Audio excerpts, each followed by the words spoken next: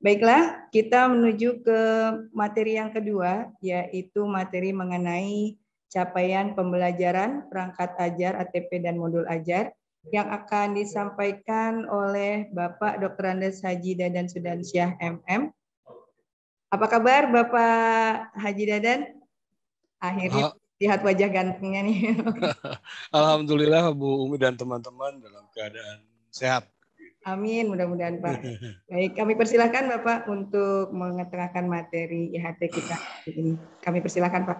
Ya, terima kasih Bu Umi. Assalamualaikum warahmatullahi wabarakatuh. Waalaikumsalam warahmatullahi wabarakatuh. Kepala sekolah yang sama-sama kita hormati, ya pembina yayasan, kalaulah masih ada Pak Imbon, saya tadi lihat ada Pak Imbon yang kami hormati. Kemudian pembimbing dari LP, lupa saya LP apa ya, Pelautan apa tadi, ya, yang kami banggakan. Dan teman-teman wakil kepala sekolah, guru-guru, serta karyawan yang ada di SMK Al-Muhtadin yang kami cintai. Alhamdulillah kita panjatkan puji dan syukur kehadirat Allah Subhanahu wa taala yang mana pada kesempatan ini kita masih bisa hadir di acara virtual yang notabene sudah lama juga saya tidak ke Al-Muhtadin. Sebenarnya sangat kangen akan dodol gitu ya. Sangat kangen akan dodol. Ya. Sangat kangen dengan liong bulannya. Wah, gitu. Iya, Nah, lantas juga yang perlu kita senantiasa melantunkan sholawat ke Nabi besar Muhammad SAW. Mudah-mudahan di yaumil akhir kita bisa mendapat syafaatnya. Teman-teman yang saya banggakan, sebenarnya saya tadinya mau berhenti aja nih bicara. Karena apa? Barusan juga sudah disampaikan, ngapain bicara perangkat, ngapain bicara modul gitu. Yang penting simpel saja, katanya seperti itu. Keluhan dari Pak dan teman-teman gitu ya. Ngapain Pak buat simpel aja. Sebenarnya permasalahan itu sekarang justru simple karena cost ya. Kurikulum operasional sekolah mau dibuat 2 baris, mau 1 baris kan sekolah yang membuatnya gitu kan ya.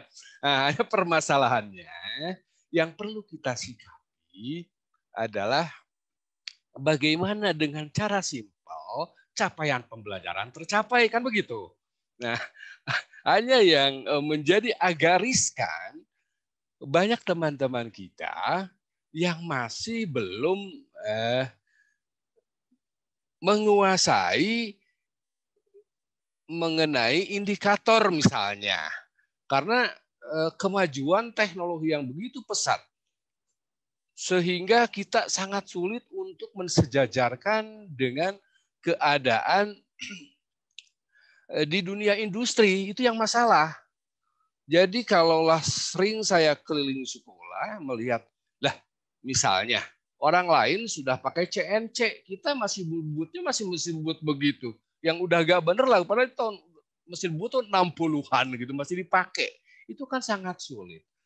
Makanya seringkali saya kalau ke mana itu ke Al-Muhtadin, ya bicaralah gitu mengenai alat, dan alhamdulillah ternyata Pak Imbon dengan yayasan itu selalu mendukung mengenai peralatan. Malah kalau nggak salah saya dengar tadi, tiada hari tanpa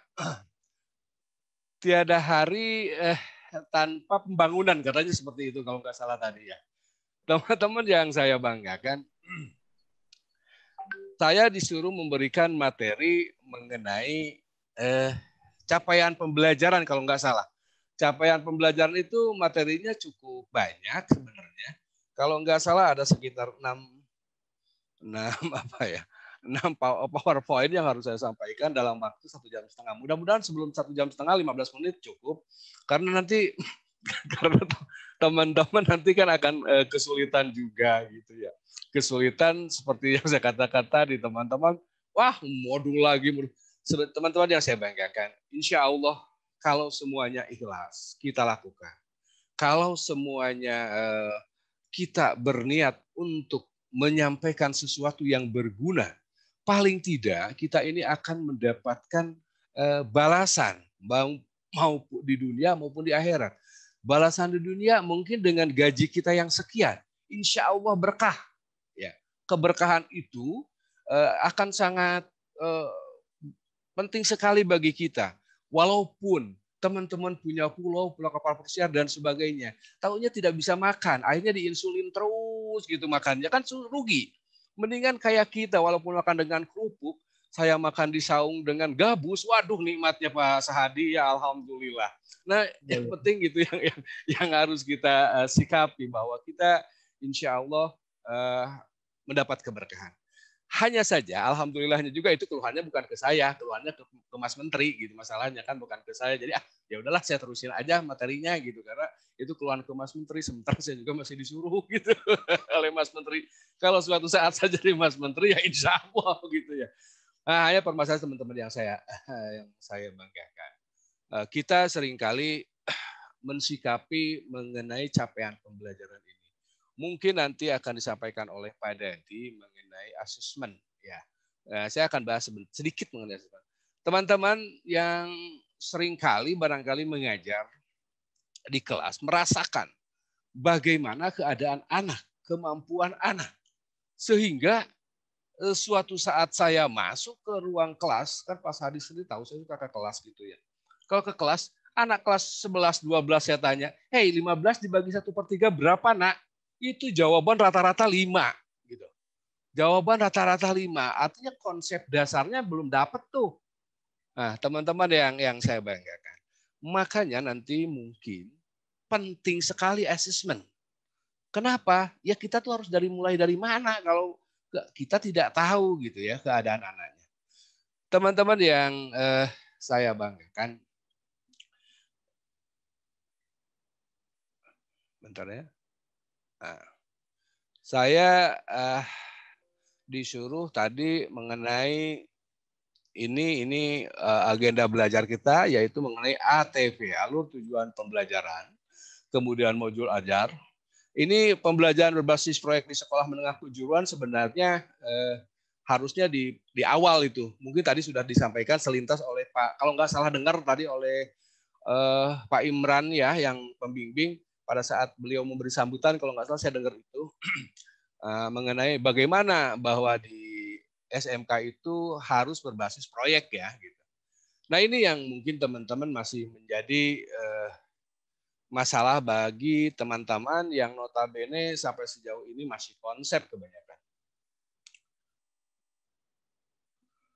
Nah, Bapak dan Ibu yang saya hormati, tadi Pak Puji sudah menyampaikan masalah profil pelajar Pancasila ya. Pasti sudah ingat sebagian. Jujur saja saya aja udah lama ya dapat materi ini tahun bulan ini, tapi di awal bulan kemarin, tapi di awal gitu. Karena di Depok kebetulan para pengawasnya sudah tidak sedikit. Kemudian sebenarnya mungkin untuk saya seharusnya tidak, karena harusnya minimalnya dia masa pensiunnya 2 tahun lagi gitu. Sementara saya tahun depan udah pensiun. Tapi karena sudah tidak ada pengawas, kebetulan ada juga pengawas yang masih 2 tahun. Ayahku ayah ya udahlah gimana lagi. Ya walaupun dalam keadaan agak sulit bagi saya, ya cobalah mengikuti ya. Alhamdulillah bisa selesai. Ya, tadi siapa teman-teman yang dapat nilainya di atas 80 pada saat pretest? Ada? Atau Bu Umi pada saat awal dapat 80? Enggak, Bu Umi? Aduh, saya dapatnya separuh, Pak. Baik, teman-teman yang saya banggakan, nggak apa-apa. Karena menurut hemat saya justru di pre itu nggak usah bagus. Justru nanti di akhir. Kalau di akhir dapat di atas 95 kan udah bagus gitu kan. Tapi kalau di saya kemarin akhirnya tidak keluar. Awal keluar tapi di akhir enggak. Kan saya rugi Bu Umi. Diumpetin itu. Nah, iya. Bapak terlalu bagus hasilnya kayaknya itu. Ya. Bapak ya, terlalu bagus hasilnya. Enggak tahu lah. Pokoknya saya basicnya cuma dapat 65 gitu awalnya. Alah parah saya bilang nih. Dapat 65 ya namanya juga udah tuir ya, banyak yang lupanya. Teman-teman yang saya banggakan. Nah, tadi ini hanya selintas saja mengenai profil pelajar Pancasila. Lompat lagi. Nah, ini tadi Pak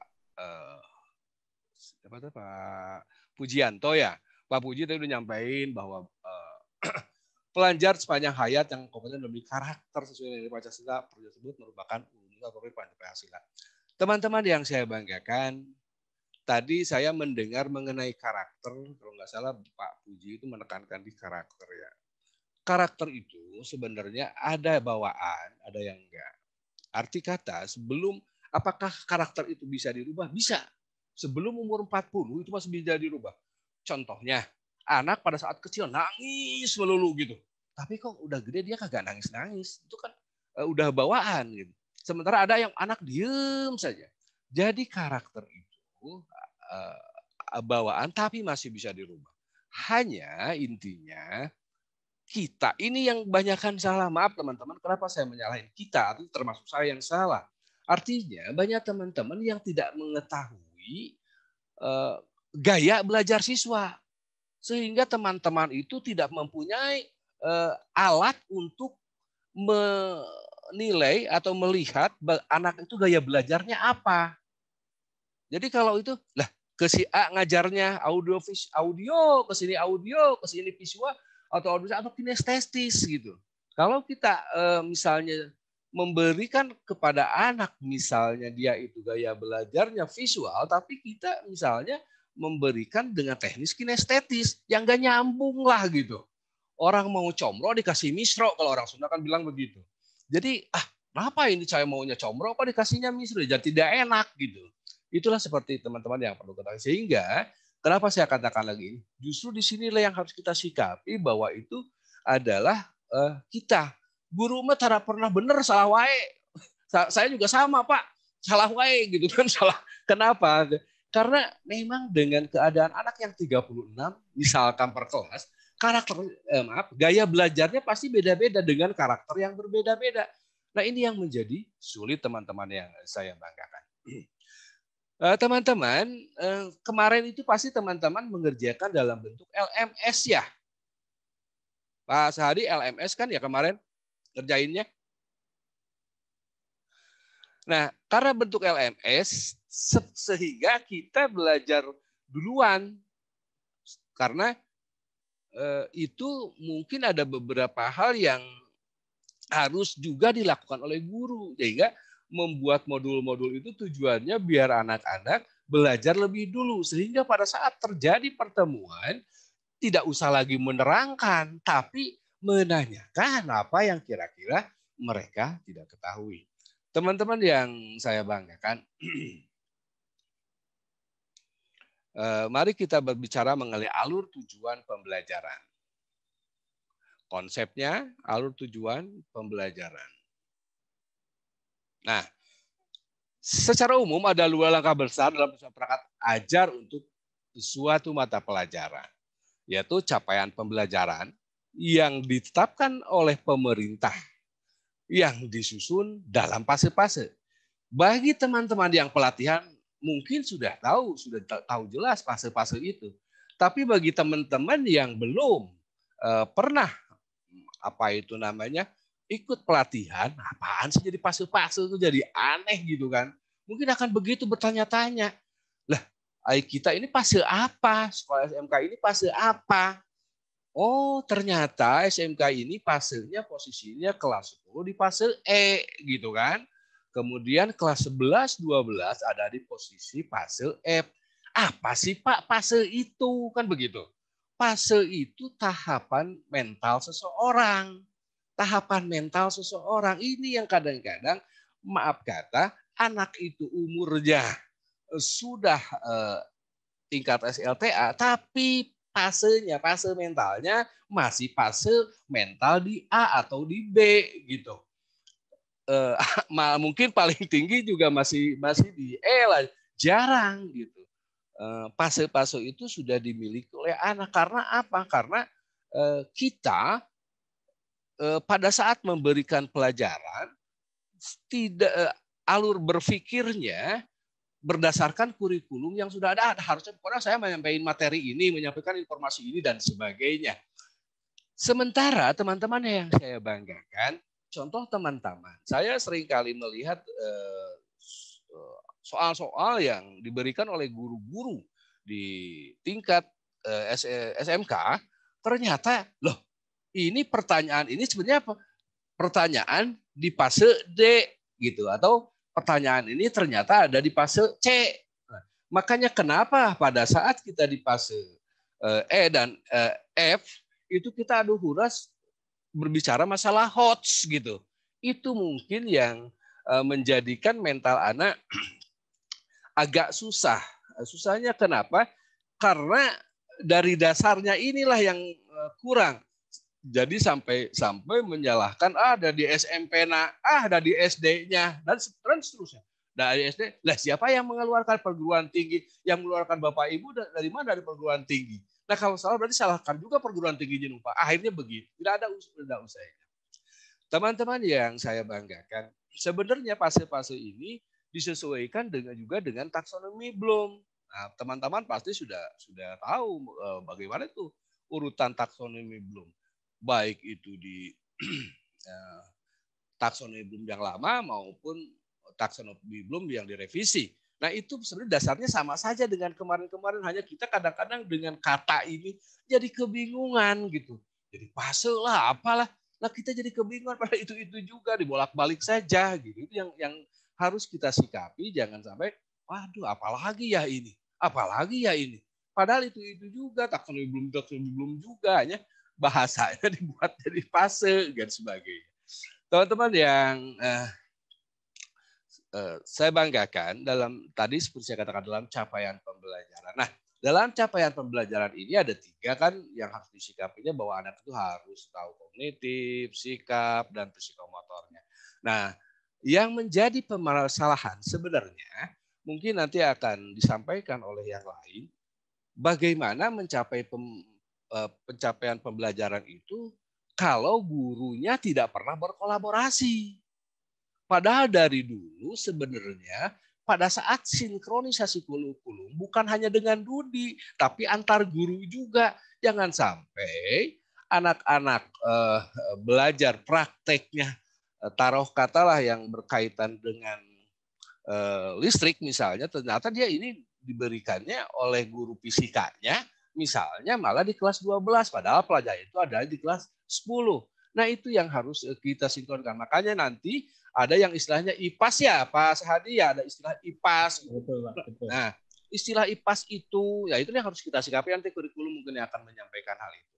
Teman-teman yang saya banggakan. Jadi ada beberapa pathway untuk menuju capaian pembelajaran disediakan pemerintah untuk digunakan sekolah, ya, digunakan oleh sekolah. Bentar.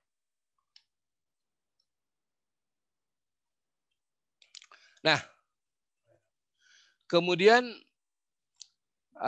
itu sekedar contoh lah, bisa diperbaiki oleh teman-teman. Kemudian penyusunan alur dan tujuan pembelajaran. Alur pembelajaran adalah rangkaian tujuan pembelajaran disusun secara menurut urutan pembelajaran sejak awal sehingga akhir suatu fase. Nah, teman-teman yang saya ingatkan kembali bahwa di kelas 10 SMK itu rata-rata pelajaran SMP. Pelajaran SMP, sehingga kita masih secara umum. Nah, untuk itulah kita nanti menyusun ulang bagaimana ini bisa diteruskan atau tidak, atau ditambahkan atau tidak. Kemudian urutannya, seperti saya katakan tadi, yang tahu kan bidangnya, jurusannya. Kalau saya misalkan ditanya, lah ini jurusan apa? Misalnya jurusan TKJ, Pak, alurnya gimana? Kalaulah saya ingat dulu bahwa di TKJ pada saat apa itu menyusun apa itu namanya pembuatan IT apa istilahnya saya lupa, sampai 40 jam gitu ya, merakit itu sampai 40 jam pelajaran. Nah, sementara sekarang kan sudah disimpelkan karena ya sifatnya juga sudah simpel. Nah, teman-teman yang saya banggakan, kemudian alur ini disusun secara linear sebagaimana urutan kegiatan belajar dilakukan dari hari ke hari. Ya, teman-teman yang saya banggakan. Jadi tetap saja alur ini sesuai apa yang disusun oleh sekolah, oleh guru-guru. Jadi jangan sampai kalau dari pusat ada susunan, bukan berarti kita harus seperti itu. Menurut Bapak dan Ibu, itu berfungsi nggak? Akan bisa bekerja sama nggak dengan materi yang lain? Bila mana perlu itu dirubah. Kemudian, pengembangan modul ajar. Seperti RPP, jadi RPP itu sekarang udah jadi modul ajar ya. Artinya, RPP-nya itu bersatu dengan modul ajar, namun dilengkapi dengan berbagai materi pembelajaran, lembar aktivitas siswa, dan asesmen siswa untuk mengecek apakah tujuan pembelajaran dicapai siswa. Kemudian perangkat ajar diharapkan membantu guru mengajar menggunakan metode terdiferensiasi. Nah, teman-teman yang saya banggakan, seperti saya katakan tadi, sebenarnya metode ini akan berpengaruh bila kita mengerti gaya belajar siswa. Gitu.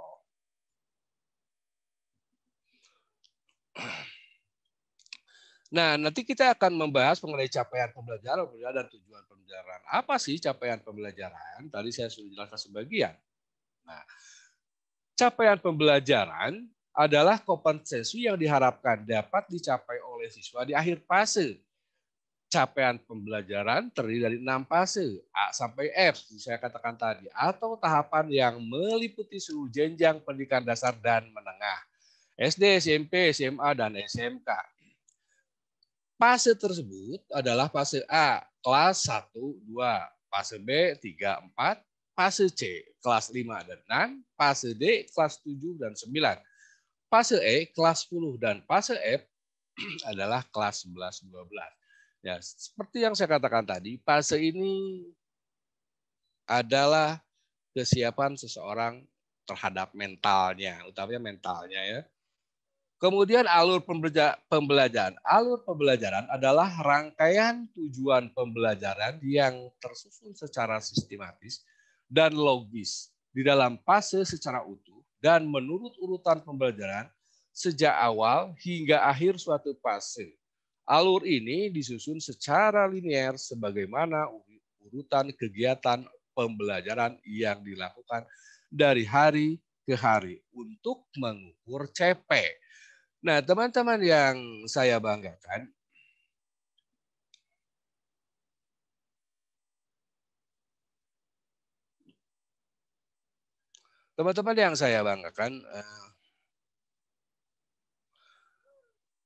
seperti saya katakan tadi, kalau dulu ada di KTSP ya, maksud saya di kurikulum 13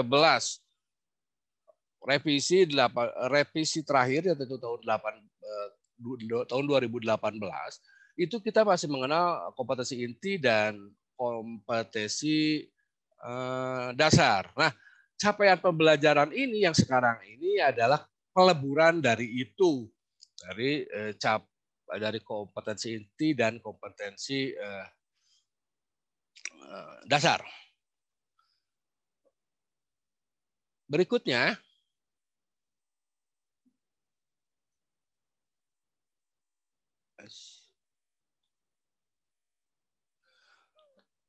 nah, capaian pembelajaran adalah alur untuk menjadi rangkaian tujuan pembelajaran sejak awal hingga akhir setiap fase dan suatu capaian pembelajaran. Alur ini menjadi panduan guru dan siswa untuk mencapai capaian pembelajaran di akhir fase tersebut. Nah, teman-teman yang saya banggakan, jadi sekali lagi ada kemungkinan, saya sendiri ini masih bertanya-tanya apakah ada kenaikan kelas kalau sistem fase seperti ini gitu, karena anaknya itu ternyata harusnya masih di fase pelajarannya di fase 10, kemudian ternyata dia sudah dinaikkan ke kelas 11. Tujuan pembelajaran secara kronologis, misalnya urutan pembelajaran dari waktu ke waktu, catatan penting, guru berhak untuk menyusun. Nah ini Bapak, alur pembelajaran masing-masing terdiri dari rangkaian tujuan pembelajaran. Pemerintah menyediakan beberapa set alur untuk digunakan sebagai contoh pengembangan kurikulum yang siap digunakan satuan pendidikan dan panduan untuk penyusunan perangkat ajar. Teman-teman yang saya banggakan,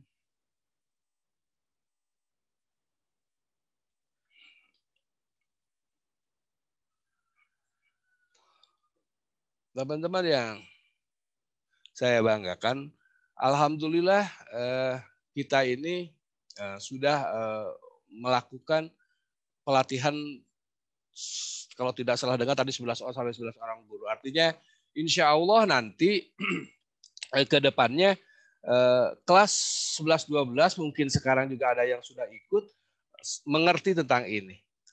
Ini contohnya mengenai alur tujuan pembelajaran. Nah, ini fase misalnya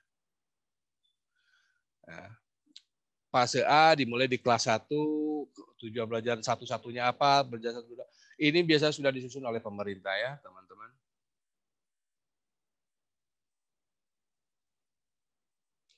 Nah, ini contoh kegedean kayaknya. Nah, contoh alur tujuan pembelajaran yang dari pemerintah.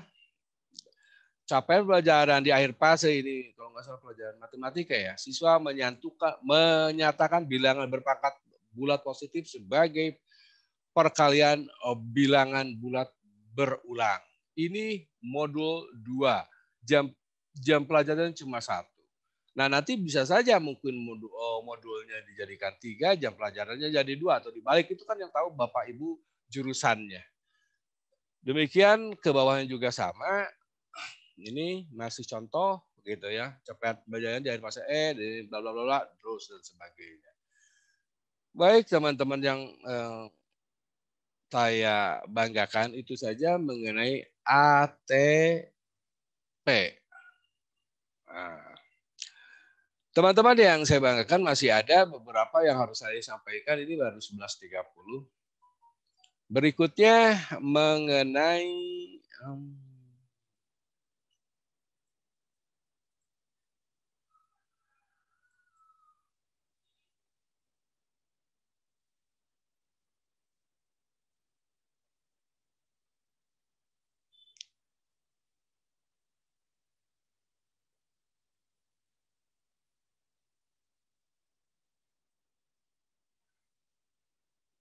alur tujuan pembelajaran. Bu Umi kebaca nggak? Halo? Bu Umi? Ini belum terbuka, Pak. Maksudnya alur tujuan pembelajaran belum terbuka? Belum terbuka, Pak. Sebentar, mungkin masih proses ya. Iya, mungkin masih terbang dia. Kelihatan, cuma kelihatannya masih terbuka. Ya. Masih? Belum? Oh, yang ditutup dari Bapak. Iya, Pak, gitu. punten Pak, ditutup dulu itu yang apa namanya? Windows Explorer-nya ditutup dulu, baru nanti di share screen. Oh iya ya, sorry. Yang ininya bukan? Ya, tutup dulu. Iya betul. Nah, Bapak share screen lagi ke PowerPoint yang Bapak mau tampilkan. Ya. Sebentar.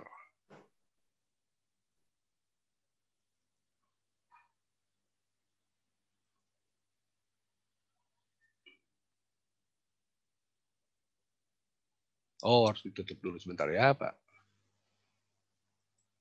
Nah. Udah masuk? Belum ya? Sorry. Kenapa ya?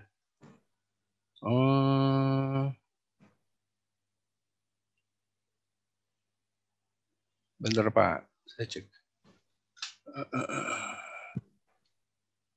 Tutup dulu deh. Ya, punten Pak. Punten sebentar ya. Punten ya, Pak. Bentar. Ya. Saya cek dulu deh ini. Nah, ini dia. Harusnya ini nih. Nah, ini udah.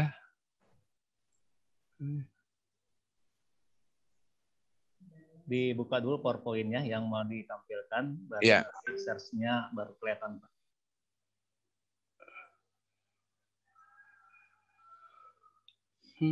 Ini sebenarnya udah dibuka, Pak.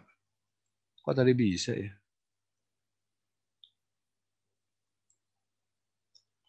Udah ya? Ya, ini lagi proses, Pak. Nah, iya, Pak. Udah. ATP ya, Pak ya? Iya. yang ini. Sudah ya Pak, sudah bisa. Nah, ya, oke teman-teman. Ini tadi kan berbicara tujuan pembelajaran ya. Ini tujuan pembelajaran merupakan deskripsi pencapaian 3 aspek kompetensi, yakni pengetahuan, keterampilan, dan sikap yang diperoleh siswa dalam satu atau lebih kegiatan pembelajaran, disusun secara kronologis berdasarkan urutan pembelajaran dari waktu ke waktu yang menjadi prasyarat menuju CP. Nah ini teman-teman, ini sebenarnya tadi juga sudah disampaikan, namun demikian akan lebih jelas kalau dibacakan. Kemudian rumusan tujuan pembelajaran tidak hanya mencakup tahapan kognitif, ya. Seperti kita ketahui tahapan kognitif dari belum ada mengingat, memahami, mengaplikasi, menganalisis, mengevaluasi, dan mencipta. Dan dimesti pengetahuan faktual, konseptual, prosedural, metakognitif. Tetapi juga mengikutkan sertakan perilaku capaian seperti kecakapan hidup, skill, kreatif, komunikatif, dan kolaboratif, serta profil pelajar Pancasila seperti yang dikatakan tadi kepada oleh Pak Puji. Jadi semuanya itu harus selalu disertakan dalam pembelajaran itu. Sebenarnya dari dulu juga kita ini pasti dalam mendidik pasti harus disuruh ibadah lah kalau waktunya, misalkan orang Islam waktunya zuhur suruh sholat, gotong royong, makanya ada piket di kelas itu kan salah satu contoh gotong royong, kreatif, diberi kesempatan ada mading dan sebagainya. Bernawar kritis dan mandiri, memang seperti itu yang pernah kita lakukan kepada anak-anak. Jadi jangan jadi wah apalagi nih profil pelajar Pancasila, sebenarnya itu sudah kita lakukan dari dulu. Teman-teman yang saya hormati, nah itu yang artinya yang harus kita teruskan, ya, bukan diperbaharui tapi diteruskan yang sudah seperti itu. Hanya kadang-kadang punten-punten Bapak Ibu, kadang-kadang teman-teman itu lupa. Misalnya nih, Bu Umi misalnya bisa membuat aplikasi dari Excel. Sementara ibu guru yang tuir, boro-boro mukanya juga kagak ngerti gitu kan. Tidak pernah yang tua menanyakan gengsi bahwa karena dia berpengalaman, mungkin seperti itu. Nah yang mudanya Pak, mungkin juga tidak ada kesulitan atau apa. Sehingga tidak terjadi kolaborasi positif gitu. Kemudian juga yang sering terjadi pada saat misalnya diskusi kelompok, itu yang sering terjadi anak-anak itu kalau di kelas yang suruh tampil itu bukan berdasarkan orangnya, tapi berdasarkan kelompok.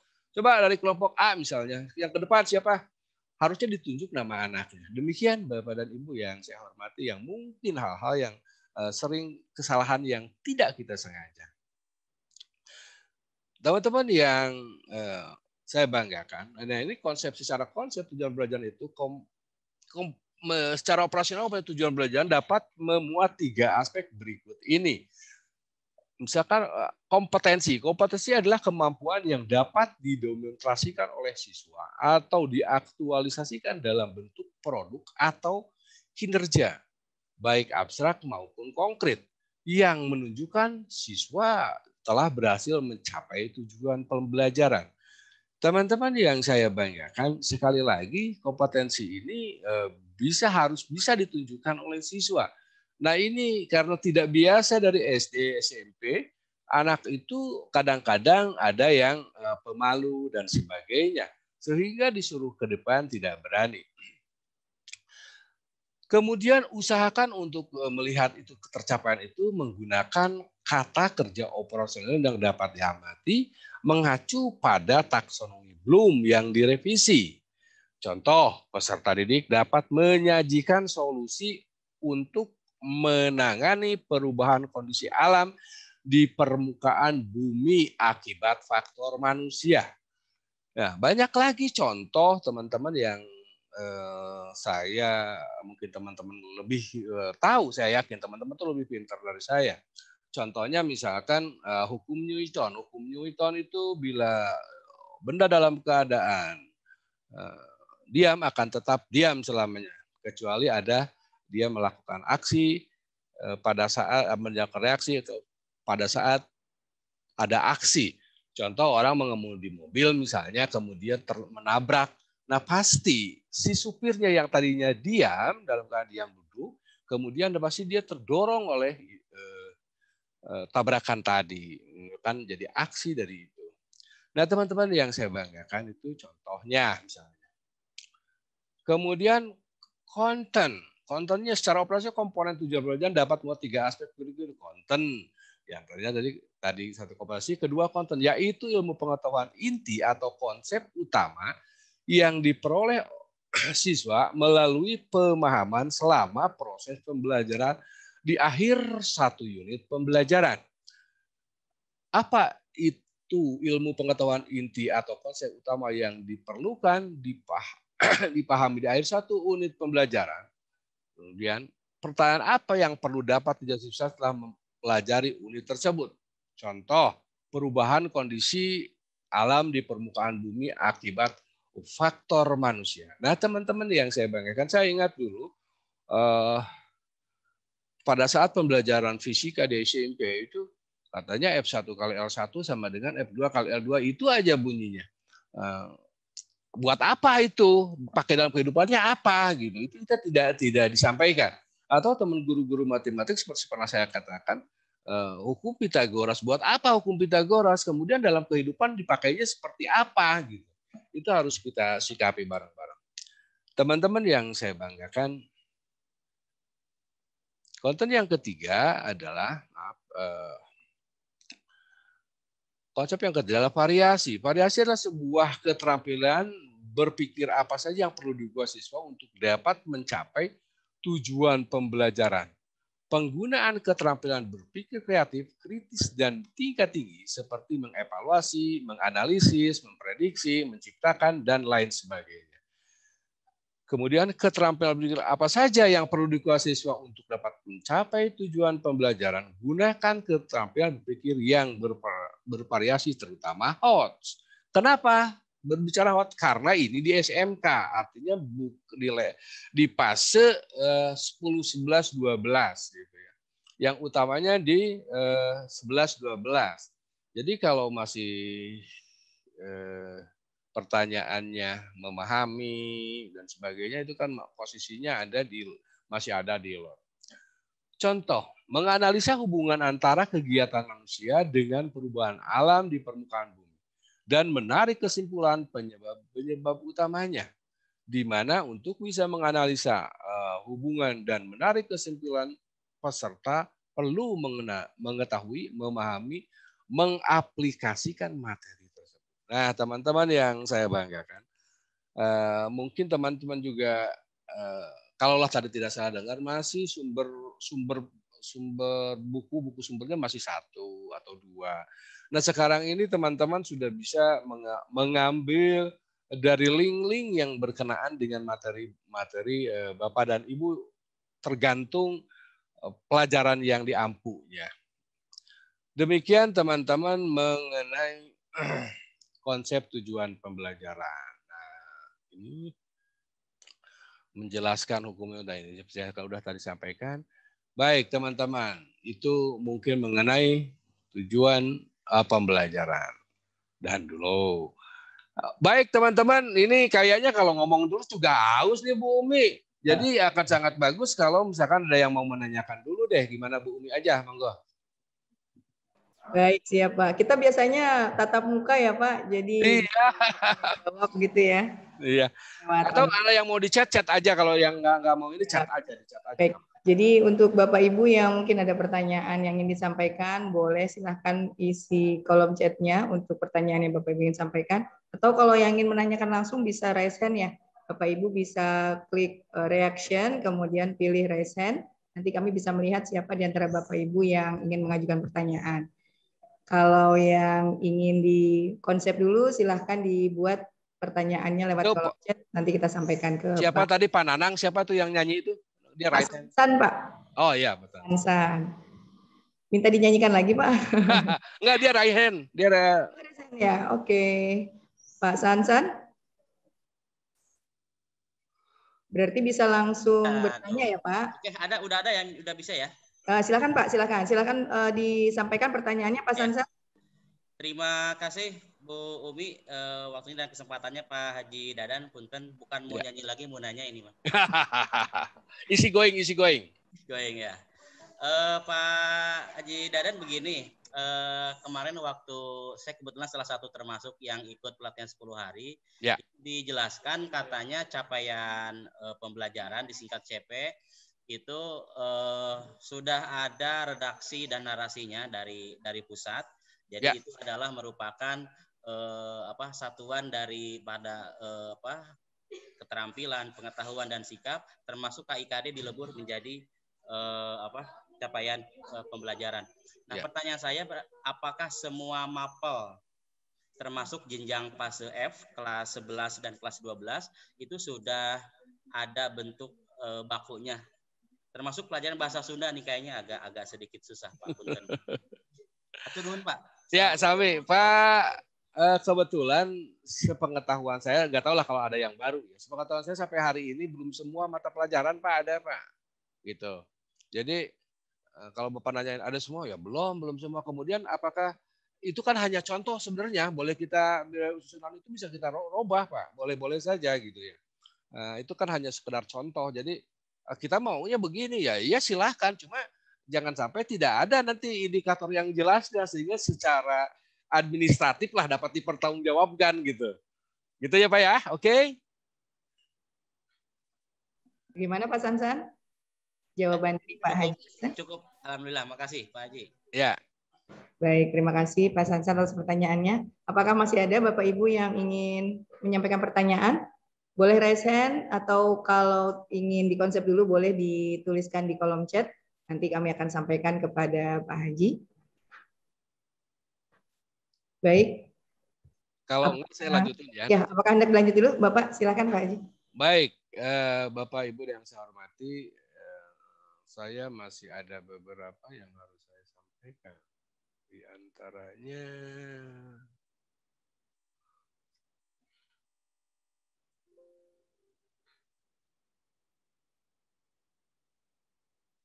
yaitu prinsip prosedur alur tujuan perjalanan ya. Ini prinsip penyusunan alur tujuan pembelajaran, proses penyusunan alur tujuan pembelajaran. Baik, ada 7 prinsip Bapak dan Ibu yang dalam menyusun alur tujuan, yaitu prinsip itu sederhana dan variatif. Di sini udah ada kalau nggak salah. Sederhana dan informatif ya. Perumusan belum share screen ya? Oh, belum masuk ya? Belum, Pak. Ampun, sorry. Oh ya. Barusan tuh.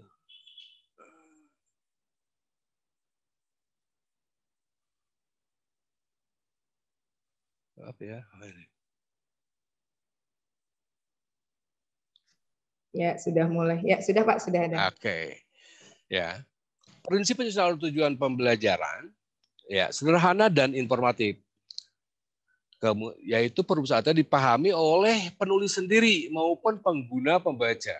Hal ini dapat dilakukan dengan menggunakan istilah atau terminologi yang umum dan tidak bermakna ambigu atau tafsir ganda.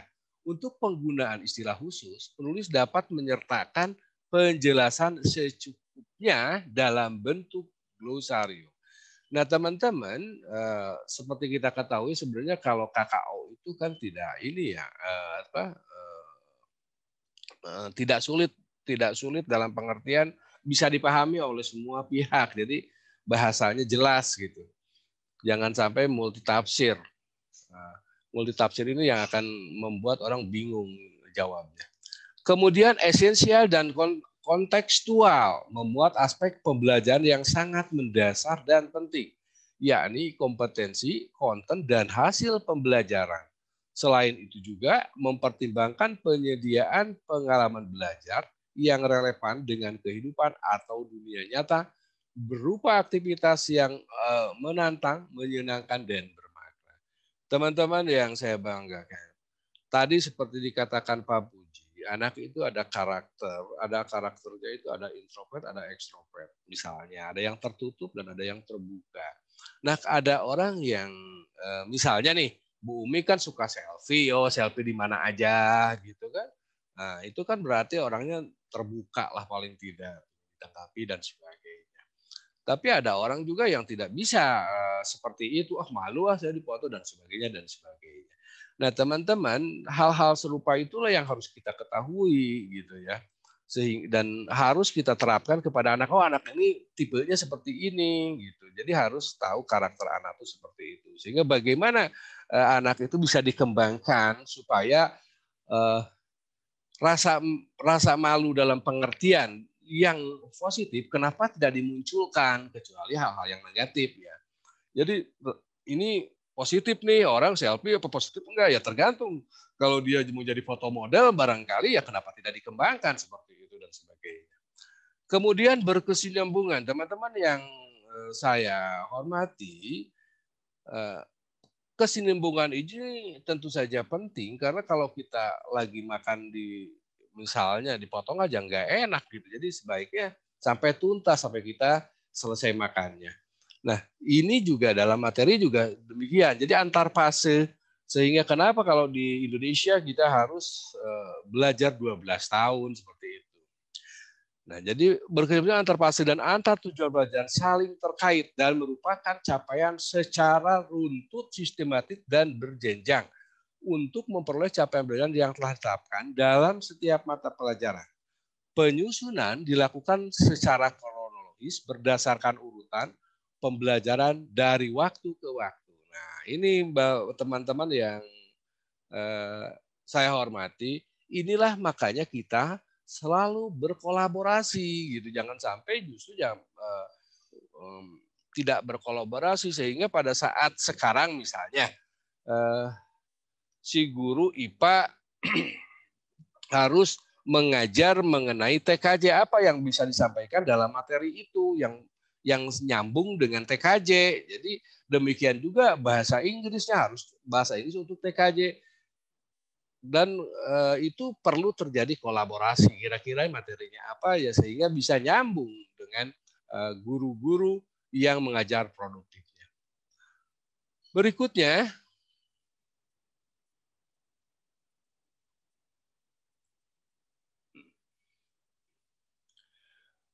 pengoptimalan tiga aspek kompetensi. Pengoptimalan tiga aspek kompetensi yaitu pengetahuan, keterampilan, dan sikap yang berjenjang selaras dengan tahapan kognitif. Mengingat, memahami, dan seterusnya. Kemudian pengoptimalan juga dilakukan pada pertumbuhan kecakapan hidup, kritis, kreatif, komunikatif, kolaboratif.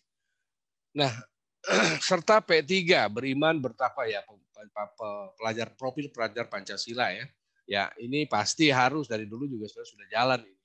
Hanya ya tadi, apakah kita mau mensikapinya dengan baik atau tidak. Contoh, teman-teman misalkan ada anak-anak yang membuli temannya dibiarkan, itu mah ada iseng. Ya iya, jangan iseng gitu kata yang buat menyakitkan orang, bully misalnya, itu harus diingatkan oleh kita. Itu mah bukan urusan saya, itu mah urusan kesiswaan. Tidak boleh berkata seperti itu. Kita ini guru dan seterusnya memberikan hal-hal yang positif gitu. Nah, teman-teman yang saya banggakan, misalnya juga misalkan ada si anak dalam pelajaran matematik minjem terus penggaris. Nah, itu jangan sampai dibiarkan. Kemudian yang ngasih minjem juga jangan dibiarkan juga. Kok kamu ngasih pinjam terus sehingga seorang itu tidak bisa mandiri. Nah, teman-teman, selanjutnya adalah merdeka belajar. Prinsip utama penyusunan ATP adalah pemahaman istilah merdeka belajar. Antara lain, merdeka siswa dalam berpikir dan bertindak pada ranah akademis dan bertanggung jawab secara moral.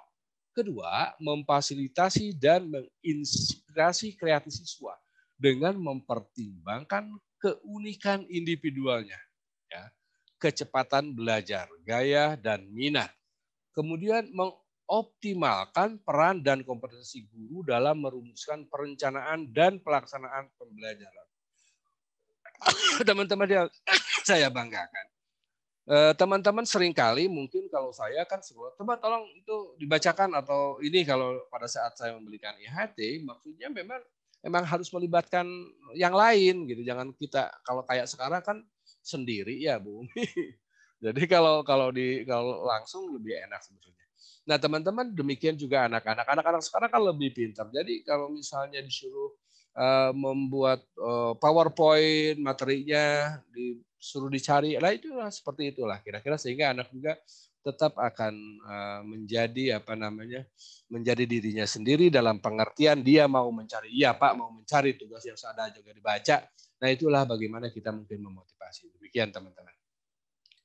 Kemudian operasional dan aplikatif. Rumusan AT visualisasikan dan mendeskripsikan proses penelitian dan penilaian secara utuh yang dapat menjadi acuan operasional yang aplikatif untuk merancang modul ajar. Nah, teman-teman yang saya banggakan karena bahasa aja yang membuat kita menjadi agak riskan. Wah, ATP lah sekarang dan sebagainya. Teman-teman juga biasanya sudah membuat modul itu, walaupun mungkin apakah modul itu sudah sesuai syaratnya dan tidak, walau alam ya. Kemudian adaptif dan fleksibel sesuai dengan karakteristik mata pelajaran, karakter siswa, dan kesatuan pendidikan serta pendidikan, alokasi waktu dan relevansi antar mata pelajaran serta ruang lingkup pembelajaran yakni intrakurikuler, kurikuler, dan ekstrakurikuler. Nah, teman-teman yang saya banggakan, sekali lagi kita harus bekerja sama dalam hal ini antar mata pelajaran. Oke, itu 7 prinsip tujuan pembelajaran. Jadi, apa saja? Nah, ini teman-teman. Yang perlu diingat dalam alur tujuan pelajaran. Perumusan dan penyusunan alur dan tujuan pelajaran berfungsi mengarahkan guru dalam merencanakan, mengimplementasi, dan mengevaluasi pembelajaran secara keseluruhan sehingga capaian pembelajaran diperoleh secara sistematis, konsisten, terarah, dan teratur. Penggunaan kata kerja operasional dalam rumusan tujuan pembelajaran memfasilitasi guru dalam mengidentifikasi indikator atau kegiatan aktivitas pembelajaran yang tentunya sangat terkait dengan pemilihan materi ajar dan jenis evaluasi pembelajaran baik formatif maupun sumatif. Baik teman-teman, saya yakin hal ini teman-teman sudah sering saya sampaikan mengenai indikator ini dalam setiap IHT saya selalu mengingatkan ini bahwa indikator ini penting untuk kita pahami, disesuaikan dengan KD-nya, dengan kegiatan kompetensi intinya. Jadi menurut saya ini hal yang yakin teman-teman lebih banyak baca harusnya dibanding saya mengenai indikator. Oke, ini. Nah, prosedur penyusunan tujuan pembelajaran ya melakukan analisis capaian pembelajaran yang memuat materi dan kompetensi pengetahuan dan sikap. Ada 6 fase CPS seperti Bapak Ibu ketahui, kita ada posisinya di fase E untuk kelas 10 dan fase F untuk kelas 12.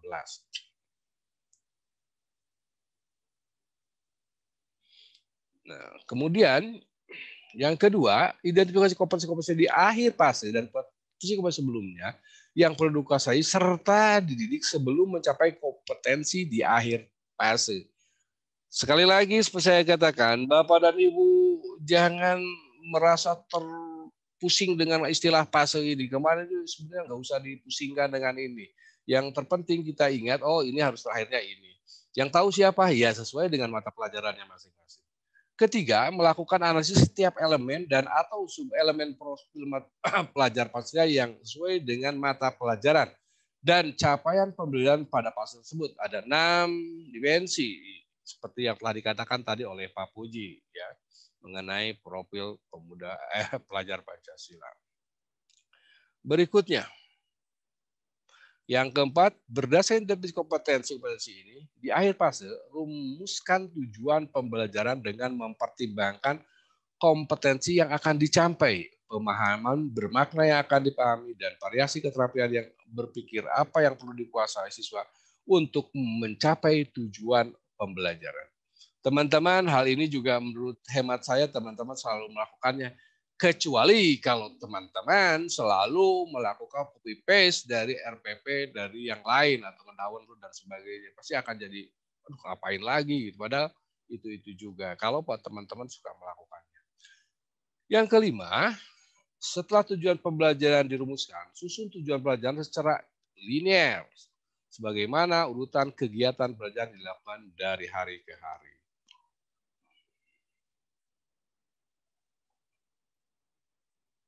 Keenam, tentukan lingkup materi dan materi utama setiap tujuan pembelajaran. Setiap tujuan pembelajaran dapat memiliki lebih dari satu lingkup dan materi utama.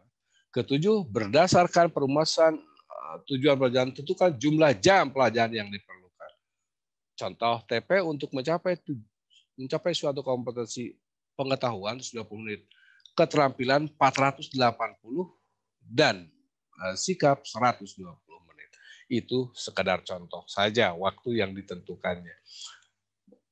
Baik teman-teman yang saya hormati, insya Allah teman-teman nanti membaca di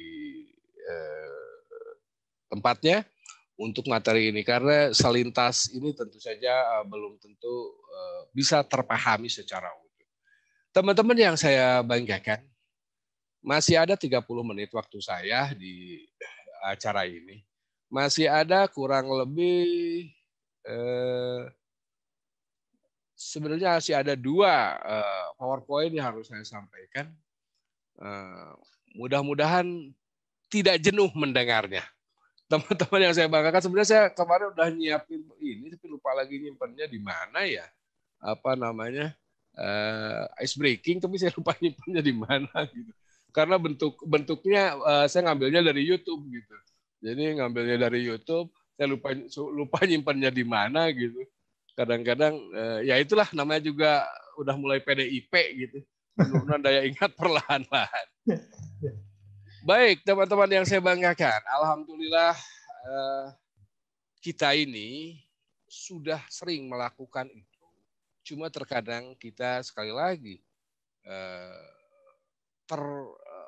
terkecoh oleh kata-kata atau redaksi-redaksi yang kok jadi sulit pas dibaca lagi. Saya juga baru lagi baca ulang nih, udah lama saya kan baca ulang. Itu ternyata sama-sama aja kalau menurut saya, aja sekarang redaksinya yang berbeda, redaksi yang berbeda, padahal tinggal balik-balikin aja. Apalagi teman-teman yang notabene pekerjaan harian gitu kan, pekerjaan keseharian. Jadi jangan di Pak Puji jangan wah hese iya nggak usah begitu, guys easy going saja gitu.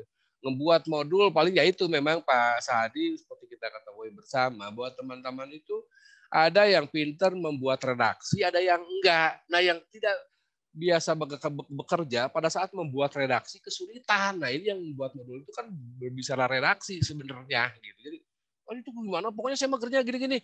Buatkan dalam kalimat hese karena nggak biasa. Gitu.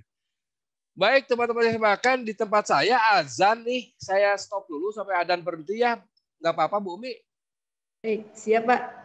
Kita dengarkan azan zuhur dulu. Di sini juga menjelang azan zuhur ya Pak. Ya. Baik Bapak Ibu, kita jeda sejenak untuk mendengarkan azan zuhur.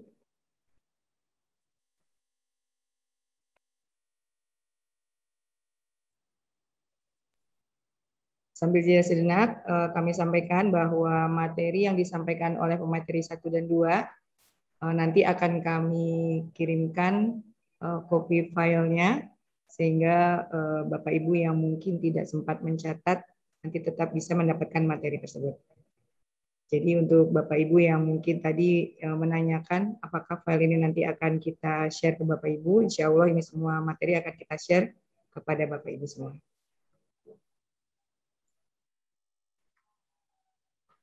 Baik, azan zuhur di wilayah Depok dan sekitarnya sudah selesai dikumandangkan Pak. Oh ya. Baik teman-teman, itu saya di chat ada lembar tugasnya ya nanti, tapi belum semua nih, baru 1. Nanti dikerjakan pada saat asinkron ya Bu Umi ya. Siap. Mungkin di Bu Umi sudah ada juga, tapi takut teman-teman nanti kesulitan nanti untuk tugasnya ini saya kirim, atau nanti di Bu Umi juga diminta lagi adalah insya Allah. Jadi kita koordinasi aja ya Pak. Ya. Baik teman-teman yang saya banggakan, barusan tuh sudah 4 ya, tinggal 2 lagi nih kerjaannya. Harus beres dalam 12.30.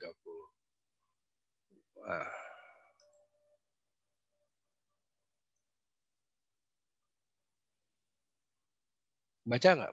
Ya, sudah muncul Pak. Modul ajar. Modul ajar. Kalau dibesarkan ini beda nggak? Ya, mantap Pak. Ya, mau dibesarkan aja. Dari tadi saya tuh baca besarin apa enggak gitu, tahu sama aja. Enggak gitu. Bukan ininya deh, saya nggak kelihatan ininya, kacamatannya kacau.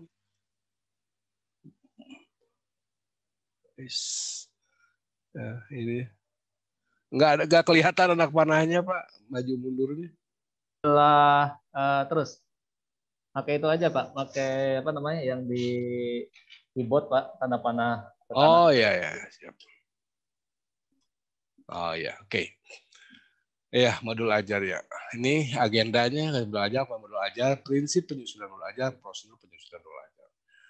Oke, konsep modul ajar dan komponen modul ajar. Jadi kita akan membicarakan ini di saat ini.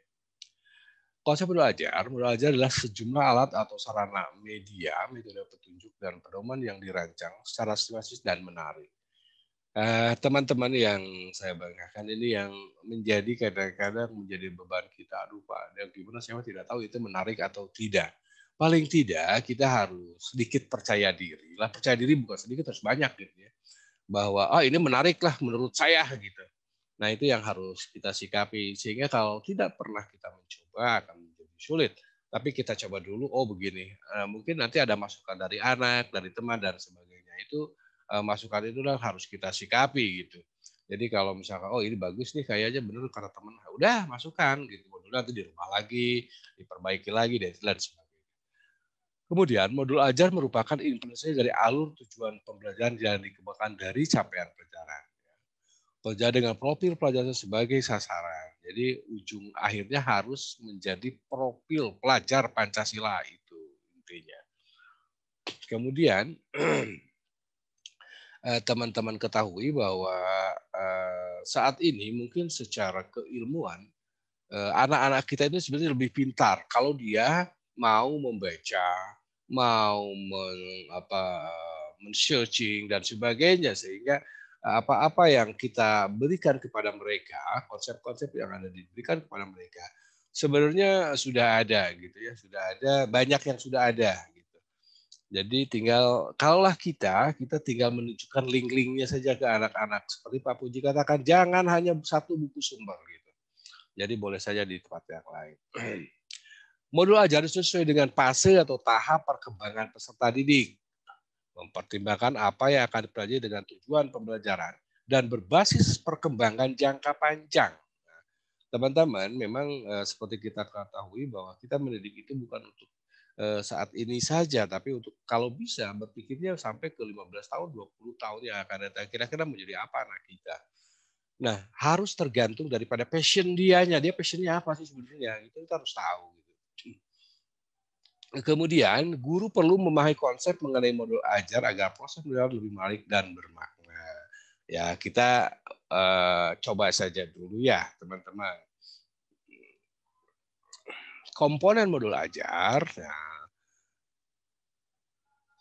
guru dalam salah pendidikan diberi kebebasan untuk mengembangkan modul ajar sesuai dengan konteks lingkungan dan kebutuhan peserta didik. Ya. Di sini kan ada informasi umumnya dalam modul itu, identitas sekolah, kompetensi awal, produk Pancasilanya apa, sarana dan prasarannya apa, target peserta didik, model pelajaran yang digunakan.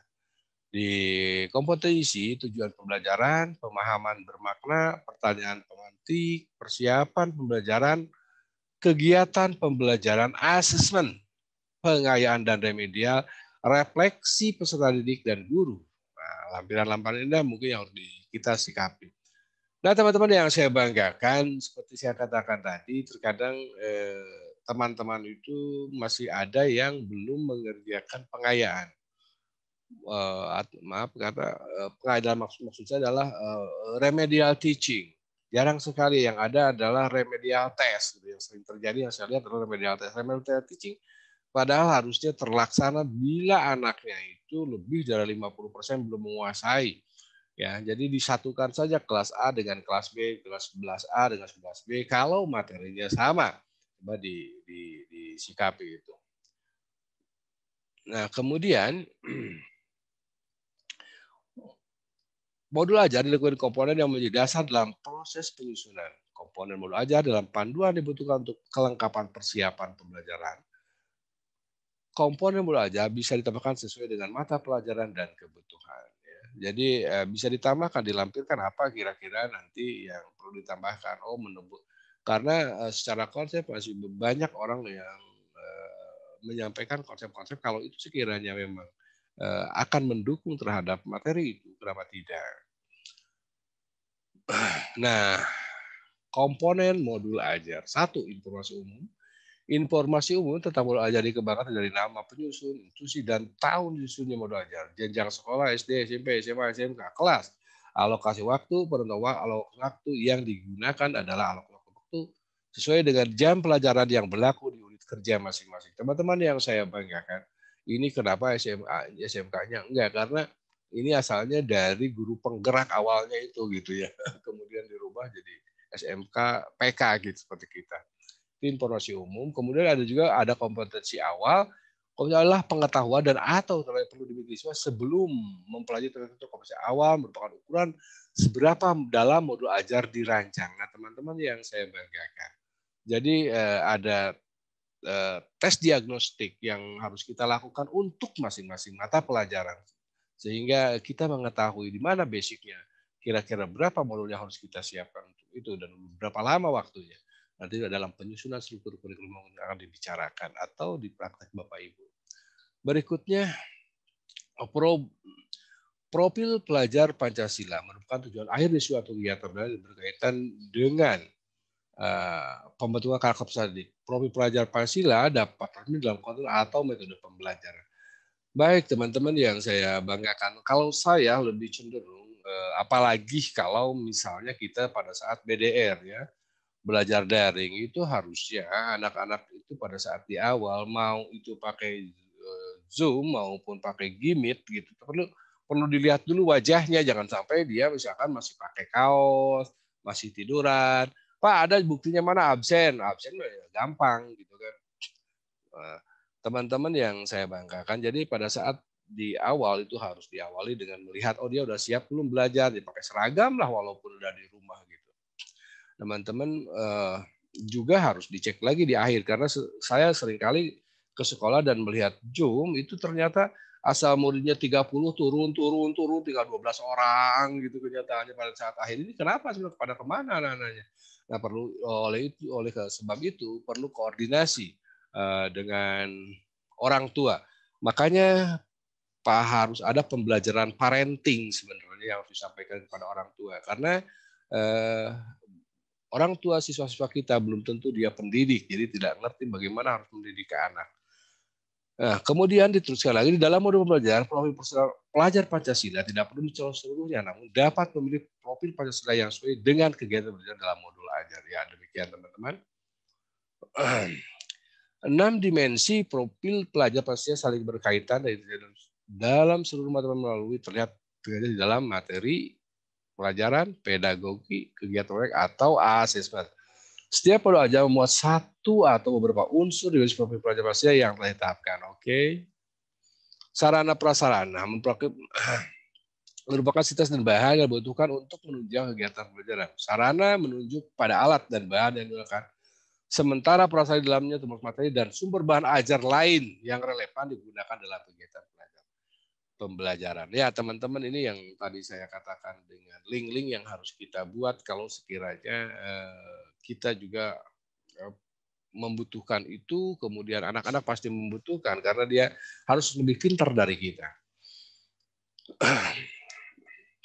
Itu teman-teman yang saya banggakan. Oke, terus ya. Target peserta didik. Peserta didik yang ditarget itu peserta didik reguler, tipikal umum, tidak ada kesulitan dalam mencerna dan memahami materi pelajaran. peserta didik dengan kesulitan belajar, gaya belajar yang terbatas, hanya satu gaya misalnya dengan audio, kesulitan dengan bahasa dan matematika. Ini sebenarnya sudah saya sampaikan tadi, peserta didik dengan tinggi mencerna dan memahami dengan cepat, mampu membaca keterampilan berpikir atas tinggi HOTS dan memiliki keterampilan memimpin. Baik teman-teman yang saya banggakan, sekali lagi, terkadang kita lupa bahwa anak didik itu menghafalnya banyak, tidak berbeda dengan Bapak dan Ibu yang mungkin hanya mengajar 1-2 mata pelajaran. Tapi mereka itu satu tahun itu mungkin 14 mata pelajaran. Sehingga kalaulah di BDR itu, waduh tugas saja terus ya. Karena hampir semua guru memberikan tugas dan tidak terjadi kolaborasi. Bisa katakan tadi, itu ngasih tugas enggak. Jarang-jarang ketemu seperti itu untuk membicarakan bagaimana keadaan siswa kalau sifatnya tugas terus dengan tidak terjadi kolaborasi. Sehingga si A ini 14 dalam seminggu udah dapat dibayangkan oleh Bapak dan Ibu tugasnya. Berikutnya, model pembelajaran merupakan model atau kerangka pembelajaran yang memberikan gambaran sistematis pelaksanaan pembelajaran. Model pembelajaran dapat berupa model pembelajaran tatap muka, jarak jauh dalam jaringan, pembelajaran jarak jauh luar jaringan, dan blended learning. Baik teman-teman yang saya banggakan, insya Allah kesemuanya ini telah Bapak Ibu lakukan baik keseluruhan maupun sebagian. Kemudian ada kedua komponen inti, pemahaman bermakna adalah informasi tentang manfaat yang akan peserta didik peroleh setelah mengikuti proses pembelajaran. Manfaat tersebut nanti dapat peserta didik terapkan dalam kehidupan sehari. Contoh, kalimat pemahaman bermakna manusia berorganisasi untuk memecahkan masalah dan mencapai satu tujuan. Oke. Makhluk hidup beradaptasi dengan perubahan haba. Itu contoh-contoh kalimat pemahaman yang bermakna. Pertanyaan pemantik, contohnya pertanyaan pemantik dibuat oleh guru untuk merasa ingin tahu dan berpikir kritis dalam diri peserta didik. Pertanyaan pemantik memandu siswa untuk memperoleh pemahaman bermakna sesuai dengan tujuan pelajaran. Contoh pada pembelajaran menulis cerpen, guru dapat mendorong pertanyaan pemantik sesuai. Apa yang buat sebuah cerpen menarik untuk dibaca? Jika kamu diminta untuk membuat akhir cerita yang berbeda, apa yang akan kamu lakukan? Kamu usulkan. Kemudian D, kegiatan pembelajaran.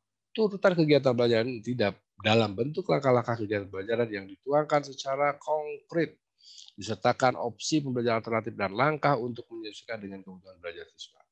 Langkah kegiatan belajar itu secara berurutan sesuai dengan durasi waktu yang disediakan, meliputi 3 tahap, pendahuluan, inti, dan penutup dari metode pembelajaran aktif. Oke, Bapak dan Ibu. Kemudian asesmen, teman-teman nanti akan mendapatkan asesmen. Kalau nggak Pak Dadi yang ngasih ini. Ukur capaian pembelajaran di akhir kegiatannya, saya lewatin aja. Kasih asesmen.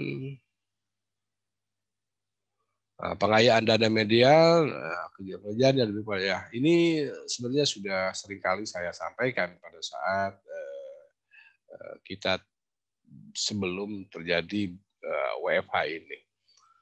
Ketiga, lampiran. Nah, tadi lampiran lembar kerja ini yang perlu mungkin lembar kerja peserta didik, lembar kerja sesuai ini juga untuk peserta didik, bukan guru, dan dapat sesuai kebutuhan untuk diberikan kepada peserta didik, termasuk peserta didik non reguler. Ya, ini mungkin untuk sebenarnya ini kecenderungannya awalnya CP ini ada di perguruan tinggi sebenarnya gitu. Kemudian bahan bacaan guru dan peserta didik, bahan bacaan guru dan peserta didik digunakan sepantik sebelum kegiatan dimulai atau untuk dalam bahan materi pada saat atau akhir kegiatan pembelajaran. Oke, teman-teman yang saya banggakan, seperti halnya kita kemarin pelatihan itu makanya dalam bentuk LMS ya, Learning Management System, sehingga apa itu namanya kita bisa mempelajari sebelumnya kira-kira apa. Demikian juga teman-teman juga bisa nanti mencari apa materinya untuk disampaikan kepada anak didik. Glosarium ya berupa istilah ya, misalnya suatu bidang secara alfabetikal ya teman-teman sering melihatnya di glosarium. Daftar pustaka ya tahu sendirilah apa yang kita jadikan referensi untuk modul kita. Nah teman-teman itu tadi komponen yang ada dalam modul ajar. Sampai jumpa. Oke. Baik teman-teman yang saya banggakan. itu masih ada kurang lebih 11 menit lagi untuk materi saya. Mudah-mudahan terkejar Bu Umi ya. Rasanya berdosa kalau tidak tersampaikan gitu. Iya Pak, siap. Ini ada 11 menit lagi, ini ada satu file lagi. Sebenarnya ada file yang langsung semua, tapi akan lebih sulit teman-teman memahaminya dibanding kalau saya kasih ini yang satu file, semua cakupan gitu akan satu. Walaupun nanti mungkin ada pembimbingan dari teman-teman yang kemarin. Sudah pelatihan ya Pak? Ya, udah pelatihan. Karena kalau selewat begini Pak Bu Umi, jujur saja itu akan sangat sulit gitu. Apalagi kalau tidak berkolaborasi. Pasti deh, saya sendiri kemarin sampai jam 10 ngerjain. Sendirian lagi di rumah. Aduh, ya udah lama nggak ngajar, harus ngerjain yang ginian kan repot gitu jadinya. Kalau yang ngajar mungkin nggak begitu, tapi bagi saya yang sudah 20 tahun lebih saya tidak mengajar kan gitu. Bapak kan generasi milenial. Ah iya. Jadi agak riskan saya dari tahun 2000 sudah tidak mengajar gitu. Ya. Nah, baik, satu lagi teman-teman ya, mohon izin dulu teman-teman untuk menyampaikan satu lagi di file saya yang terakhir nih mengenai prinsip.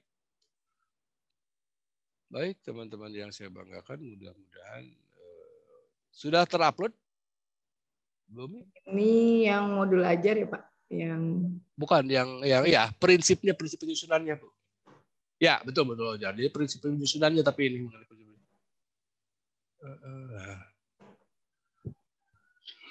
nah. Prinsip penyusunan ya. Oke.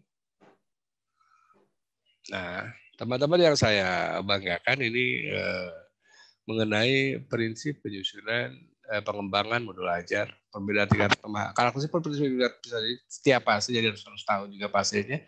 Seperti saya katakan tadi, pose itu akan sesuai dengan pola pikir pada umur berapa dia gitu.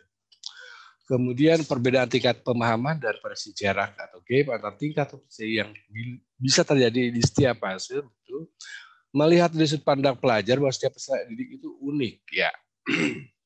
Ya. Jadi kalau Pak Puji katakan orang matematikanya sekian kok dimarahin. Kalau sejauh dia sudah berupaya kemudian tidak mampu, mungkin passion dia bukan di situ gitu ya. Jadi passionnya dia bukan di situ, jangan terlalu dipaksakan juga gitu. Tapi di yang lain dia harus punya passionnya apa. Kemudian melihat dari sudut pandang pelajar bahwa setiap itu unik, bahwa belajar itu harus berimbang antara intelektual, sosial, dan personal. Dan semua hal tersebut adalah penting dan saling berhubungan. Teman-teman yang saya banggakan, banyak teman saya yang cerdas-cerdas, pintar-pintar, tapi karena dia interaksinya kurang gitu, sehingga tidak bisa muncul ke atas gitu. Sehingga mungkin tidak ada kesempatannya untuk sampai dia bisa mengekspresikan dirinya yang terbaik aja karena secara akademis dia pintar tetapi sosialnya dia kurang bagus. Jadi banyak orang yang berhasil bukan karena akademisnya bagus tapi lebih cenderung bagaimana dia berinteraksi dengan yang lain. Nah, tingkat kemampuan setiap peserta didik tergantung dari tahap perkembangan yang oleh seorang peserta didik dan merupakan dampak dari pengalaman sebelumnya. Ya, teman-teman yang saya banggakan, seringkali kita menemukan si anak ini secara akademis jelek, tetapi tahap dalam melewati masalah dia lebih mudah karena mungkin dia hidupnya secara ekonomi sulit ternyata bisa melewatinya. Oke, 4 kriteria dimiliki oleh ajar, esensial, menarik, bermakna, menantang. Itu Bapak dan Ibu.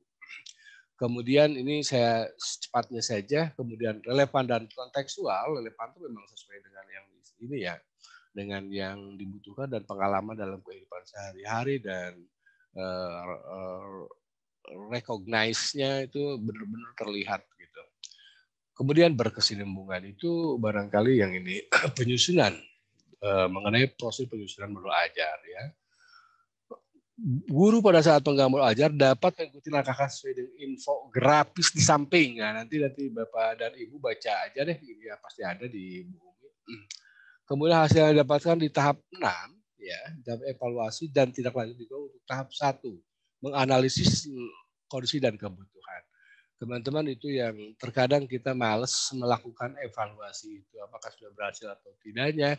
Kemudian hanya walaupun dilihat hanya berdasarkan hasil kognitifnya saja, sementara yang lainnya kurang diperhatikan, dan terutama dalam sikap jarang terlalu diperhatikan apakah itu sesuai belum. Nah, itu teman-teman yang sekiranya perlu diingat nih, pada ATP dan modul ajar, materi bersifat pedoman atau petunjuk praktis bagi guru, sekolah, atau stakeholder dalam mengembangkan ATP dan modul ajar. Teman-teman yang saya banggakan, modul ajar ini itu harus bisa dibaca oleh semua, karena kalau di luar negeri ataupun di kita, seharusnya Pak Sahadi, kalaulah tidak salah, itu di pembelajaran di PK itu guru tamu sampai 50 jam minimalnya, gitu kan. Nah, itu artinya itu juga harus bisa dibaca oleh guru tamu itu, materinya itu, gitu. Makanya kenapa pada saat pembuatan kurikulum di sekolah harus ada DUDI, karena ya tadi termasuk modul ajar nanti yang harus kira-kira dibahas bersama. Guru sekolah atau stakeholder dapat menggunakan referensi lain yang sesuai dengan kondisi dan lingkungan peserta didik. Pada panduan ini menekan pada konsep, prinsip, dan prosedur dalam mengembangkan ATP dan modul ajar. Materi atau bahan ajar, guru dapat mengembangkan sendiri sesuai dengan kondisi sosial, budaya, kemampuan serta tingkat ekonomi masyarakat sekitar. Oke, teman-teman yang saya banggakan, 3 menit lagi waktu saya ternyata tersisa. Nah, teman-teman, saya yakin, seyakin-yakinnya, teman-teman tidak puas, dan memang saya bukan alat pemuas bumi, ya, kata Pak Dadi kan seperti itu. Namun demikian, insya Allah teman-teman yang saya banggakan, modul ajar misalnya yang gimana, contoh ada sih, ada di saya juga ada modul ajar contohnya, ya kemarin ya kita kurunyin, saya juga aduh capek gitu. Nah, teman-teman yang saya banggakan, insya Allah nanti kalau ada kesulitan kita sharing saja. Kemudian insya Allah kalau ada kesempatan saya ke Depok, pingin sih udah lama nggak ke Depok, habis pas harinya nggak ada ini sih. Nggak ada. Iya. Tapi Bapak nggak dipanggil ya Pak ya? Ya. Itu kayak kawal pakai brimob. Nggak pakai ini apa? Kemarin kan mau ke Depok tapi saya bilang tuh kondisi saya nggak bagus. Iya. Nggak jadi. Kemudian saya kan masih PPKM, malu kalau kalau hari ini kan terakhir ya PPKM itu hari ini. Mudah-mudahan besok bisa ke Depok, bisa ngopi. Amin. Yang penting bisa ngopi. Ya, siap. Baik teman-teman yang saya banggakan, ini ada satu lagi, 2 PR lagi yang harus dikerjakan, dan mungkin di bumi juga ada. Cuma paling tidak saya akan memberikan juga ke teman-teman 2 PR ini, tugas. Kalau nggak salah itu ada di tugas berapa ya? Adanya di tugas 67 kalau nggak salah Pak Bu Umi. Kalau Bu Umi ini pasti itu ada posisinya di apa? Ini kalau nggak salah saya ini mana dia? Ini satu tadi, dan ini lagi.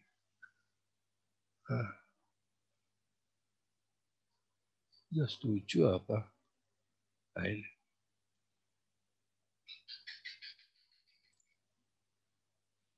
Oh ini tugas 7. Oh jadi 2 tugas 7, seharusnya 1. Sorry, ini tugas 7 1, kemudian mungkin 1 tugas 6-nya yang belum nih. Ntar tugas 6-nya ya teman-teman. Itu lagi.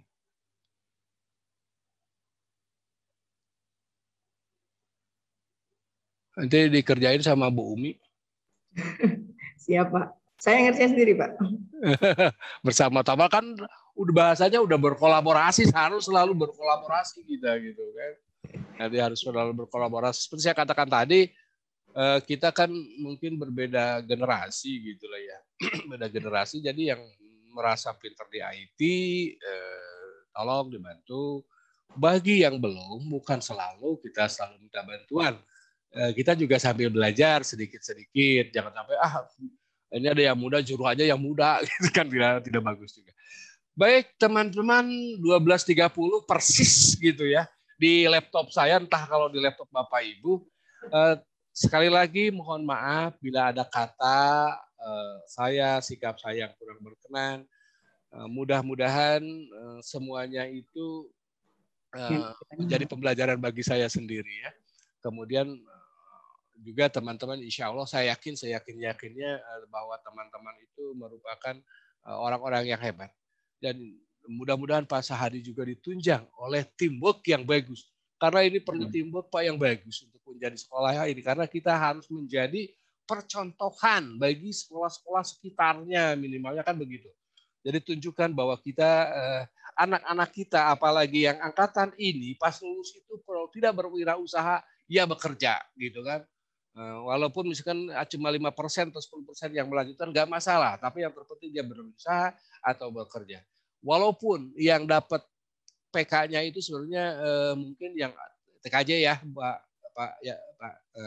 Tapi kan diharuskan dua-duanya mengikuti, gitu kan, Pak Sahadi, kalau masalah seperti itu oleh provinsinya seperti itu. Sekali lagi terima kasih, mohon maaf bila ada kata kurang. Dan saya mau pamit dulu, mungkin tidak dipasang lagi ininya kameranya karena saya juga belum sholat nih. Bapak sebentar, kalau kami dokumentasi dulu foto bersama dengan Bapak, boleh? Oh siap, cantik. Ya, baik. Ya, baik Bapak Ibu guru, mohon bisa aktifkan kameranya. Kita akan foto bersama Pak Haji Dadan. Baik, kami persilakan Bapak Ibu guru untuk mempersiapkan diri. Di sini ada 2 slide, nanti akan dipandu oleh operator dan saya. Baik, kita cek dulu Bapak Ibu guru apa sudah tampil. Ya, baik. Silakan bersiap-siap dulu Bapak Ibu biar wajah manis dan gantengnya kelihatan di kamera. Pak Haji sudah siap ya, Pak Haji? Right. Baik, baik kita mulai persiapkan diri. Silahkan acungkan jempol seperti gimana Pak? 2 begini. Gitu ya. Baik, 2 seperti ini. Siap. Ya, ada 2 slide Bapak Ibu. Kita mulai untuk yang pertama, Mas Adit silahkan. 1, 2, 3. Ya, untuk slide yang kedua, silahkan. 1, 2, 3. Aman, Mas Adit? Oke. Ya. Baik. Bunga turun ya. Ya, maaf nih jadi karena layar saya agak begini karena enggak apa-apa, Pak. Ya. Bapak Ibu guru, Pak Haji Dadan. Ya. Ya.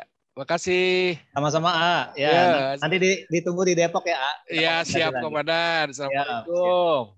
Waalaikumsalam warahmatullahi wabarakatuh. Baik, terima kasih Bapak Haji Dadan atas materi yang sudah disampaikan mengenai capaian pembelajaran, perangkat ajar, alur pembelajaran dan modul ajar. Baik, untuk selanjutnya Bapak Ibu kita akan istirahat selama 1 jam untuk isoma.